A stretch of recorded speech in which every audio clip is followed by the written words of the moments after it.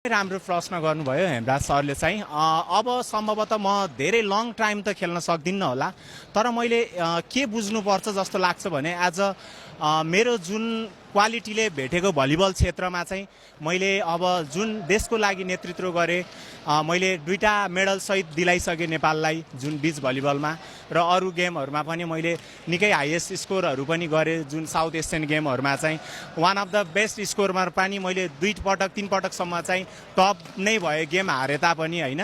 तर अब म यो गेमलाई चाहिँ लङ टर्ममा चाहिँ लादिनँ होला जस्तो लाग्छ।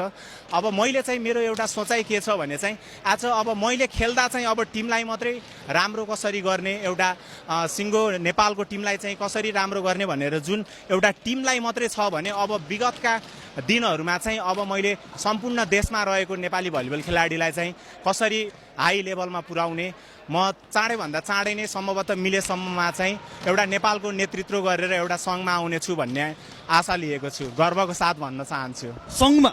यस, भलिबल सङ्घमा? यस, एकदमै भलिबल सङ्घमा आउने रहर छ मेरो, र चाँडैभन्दा चाँडै नै आउनेछु। र जुन यसपालिको मैले धेरै वर्कआउटहरू पनि गरिरहेको छु। आज म खेलिरहेको मात्रै छैन, मैले सम्पूर्ण नेपाललाई हेरिरहेको छु। नेपालको भलिबलको खेलाडीहरूको व्यथा के छ, पीर के छ भन्ने कुराहरू मैले एकदम निहालेर हेरिरहेको छु।